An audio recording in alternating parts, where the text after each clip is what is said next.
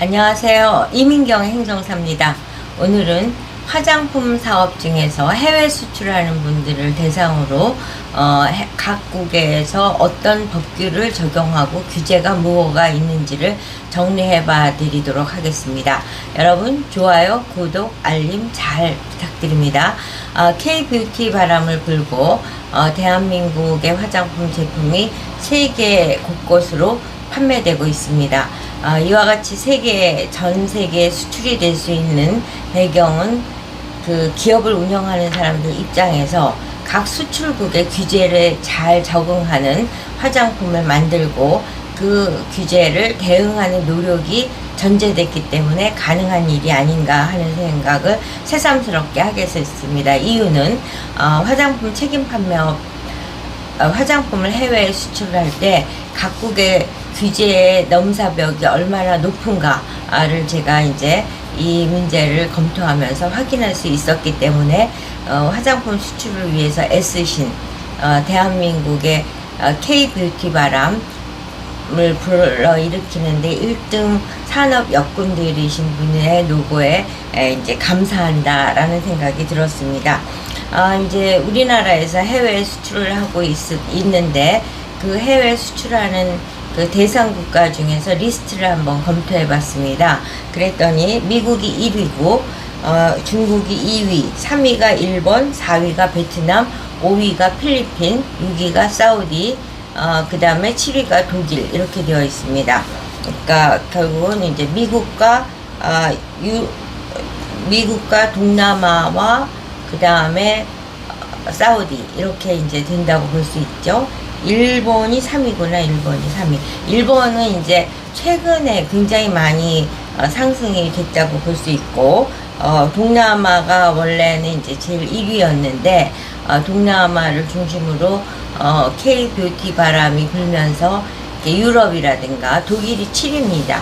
유럽이라든가 미국까지 대한민국의 화장품을 수입하는 수입국이 됐다는 점 대단히 자부심을 느낄 수 있는 부분이죠. 미국이 23.7%, 중국이 21.1%, 또 일본이 9.6%, 사우디 2.5%, 독일은 1.8%, 뭐 이런 식으로 이제 지금 물론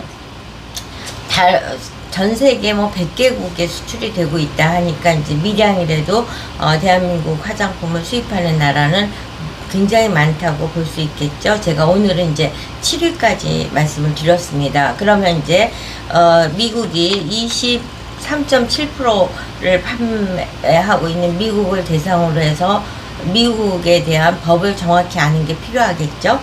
그렇다면 미국은 2023년 말 발효된 화장품 규제 현대화법 MOCRA에 의해서 이제 화장품 수출을 그 법을 적용하는 게 필요한데 가장 유념할 것이 뭐냐?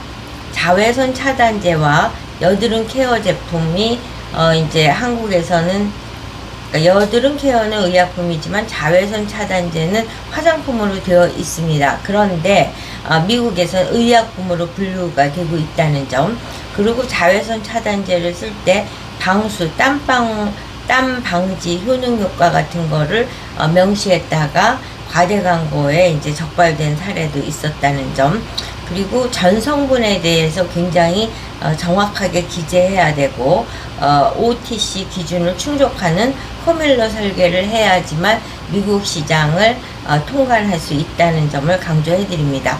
그러면 이제 중국은 우리가 이제 수출량이 21.1%를 차지하는 중국의 국경을 넘기 위해서는 어떤 노력을 해야 되는지 중국의 규제를 한번 살펴보겠습니다. 중국의 법적 근거는 화장품 감독 관리 조례에 따라서 특수 화장품, 우리나라에서 기능성 화장품이라고 하죠. 미백, 자외선 차단, 이것을 이제 거기도 똑같이 거기는 특수 화장품과 일반 화장품으로 구분되어 있고 우리나라는 기능성 화장품과 일반 화장품으로 이제 구분이 되어 있는데 이제 원료 안전성 정보를 굉장히 중요시하고 원료 안정성 정보를 NMPA 원료 코드로 등록하는 것이 의무로 되어 있습니다. 우리가 이제 중국 수출하는 과정에서 규제를 받았던 사례를 예시를 한다면 병풀 추출물, 저희 사무실에도 이제 병풀 추출물을 갖고 화장품을 생산을 해서 수출을 한다. 그래서 MSDS가 필요하다. 뭐 이런 식의 이제 상담을 의뢰하신 분들이 계셨는데, 중국에 통관하는 과정에서 병풀 추출물에 그 K-뷰티 인기 원료를 사용했다가 반송된 사례가 있습니다. 그러니까 중국에 수출하는 제품에 있어서는 병풍 추출물을 함부로 사용하면 안 된다. 이 말씀을 이제 강조해 드릴 수 있습니다. 그러면 일본 시장을 통관하려면 어떻게 해야 되나? 일본이 3위고 9.6%가 수출되는 나라인데, 일본의 법적 근거는 의약품 의료기기법에 의해서 화장품과 의약품을 이제 통합적으로 관리를 하고 있는데, 반드시 이제 미백, 주름 개선 등 기능성 화장품은 승인을 받아야 됩니다. 우리나라는 이제 일본과 법 체계가 많이 유사하다 보니까 우리나라랑 비슷하다고 볼 수 있죠. 그리고 일본에 수출할 때는 일본에 반드시 제조 판매 허가를 가진 파트너사가 있어야지 원만하게 수출이 될 수 있다는 점을 말씀을 드릴 수 있습니다. 그리고 이제 그 규제받았던 사례를 들면, 한국에서 기능성 화장품으로 허가받은 제품을 일반 화장품으로 수출하려다가 패키지에 기능 효능 효과가 기재되어 있기 때문에 통관 거부된 그런 사례가 있습니다. 이 말은 뭐냐면, 한국에서 기능성 화장품으로 멀쩡하게 허가를 받았는데 일본에 또 그 허가 제도를 통관하기가 부담스러우니까 일반 화장품인 것 같이 패키징을 했는데 결국은 통관이 안 됐다. 이런 거고, 일본의 현지 파트너사하고 긴밀한 협조를 해서 현지 법안에 대한 정확한 이해를 해야 되고, 일반 화장품 공정서에 부합되는 라벨링을 해서 제작해서 부착하는 것도 잊지 않으셔야 됩니다. 그리고 이제 베트남이나 필리핀도 만만치 않습니다. 베트남은 지금 우리가 시장이 6.1%, 4위의 그 대상 국가인데, 베트남이나 필리핀은 똑같은 법을 적용받는데 아시안 화장품 지침을 이제 따라서 하고, 제품 정보를 이제 항상 구비해서 제품 정보를 요구했을 때 언제나 제출할 수 있도록 준비해야 된다는 걸 잊으시면 안 되고, 가장 중요한 거는 이제 한국에서 해외 수출을 할 때는 자유판매 증명서 CFS를 식약청으로부터 발급을 받게 됩니다. 그래서 제가 항상 화장품 책임 판매업을 등록하시는 분에게 생산 실적 보고와 원료 목록 보고를 반드시 식약청에 의무 보고하도록 말씀을 드리는데, 이제 그걸 안 했을 경우엔 결국 해외 수출을 하고자 했을 때 낭패를 보게 되는 거죠. 식약청이 어떻게 자유판매 증명서를 발급해 주겠습니까? 그거는 화장품 책임 판매업을 등록한 회사가 스스로 생산 실적을 보고했기 때문에 그 보고한 자료가 누적돼 있어서 자유 판매 증명서를 식약청이 발급해 줄 수 있고, 이렇게 동남아와 같은 경우는 반드시 국가가 발급한 자유 판매 증명서를 원하고 있고, 가장 중요한 거는 자유 판매 증명서에 기재된 화장품에 대한 각종 정보가 라벨이라든가 또는 수출 문서라든가 모든 거에 내용이 일치되는 것이 이제 동남아, 특히 베트남 수출을 할 때 핵심 사항이라는 점을 말씀을 드릴 수 있습니다. 필리핀도 이제 거의 유사합니다.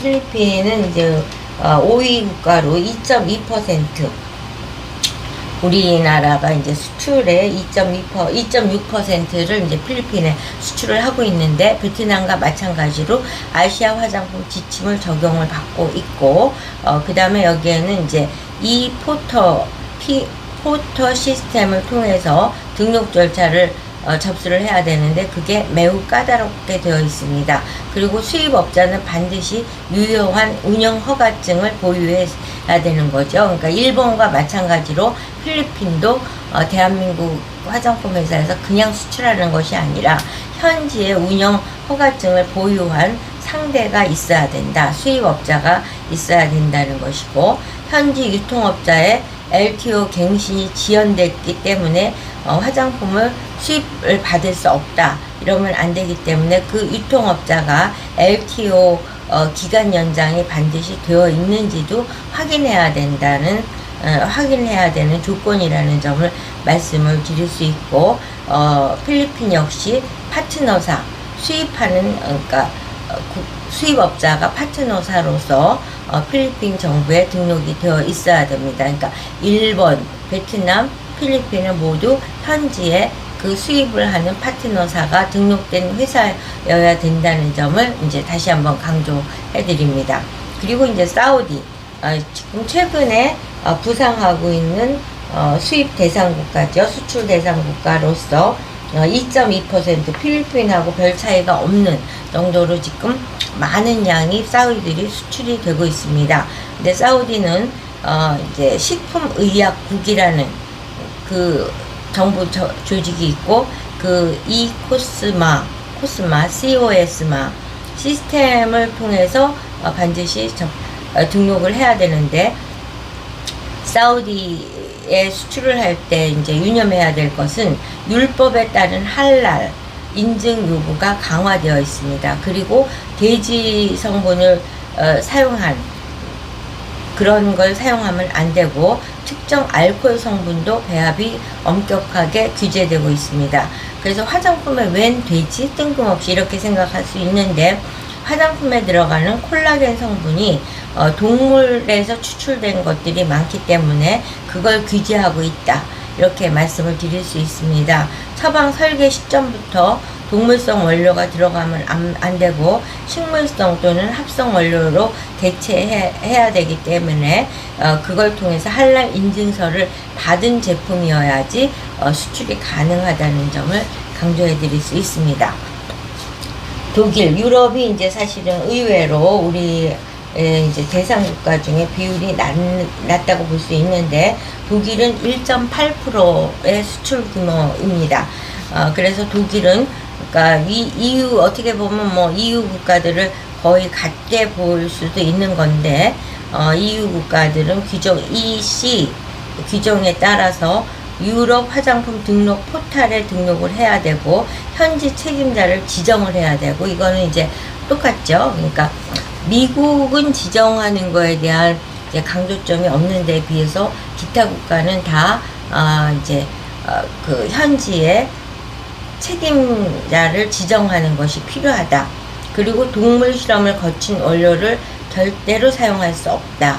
여기도 이제 사우디와 마찬가지로 동물에 대한 것들이 규제되고 있고, 또 이제 유럽에서는 포장재 규정도 까다롭게 되어 있습니다. 친환경 패키징 기준을 충족해야 되는 거, 그리고 또 규제된 사례를 보면은 함유된 보존제 성분이 유럽 기준치를 초과했을 때 금지가 되고 있습니다. 그리고 유럽 기준의 화장품 안전 보고를 완벽하게 작성해서 설계해서 내용을 채워 넣었을 적에 통관이 될 수 있습니다. 이처럼 수출이라는 게 만만치가 않습니다.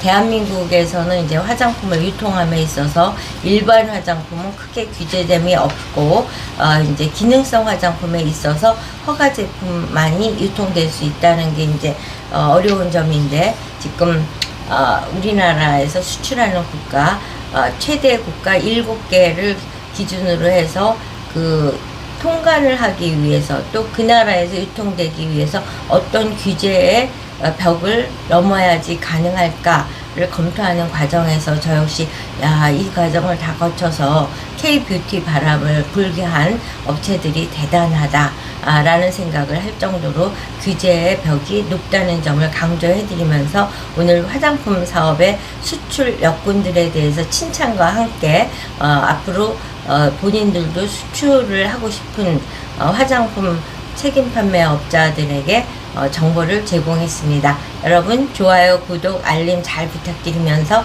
오늘 영상 마치도록 하겠습니다.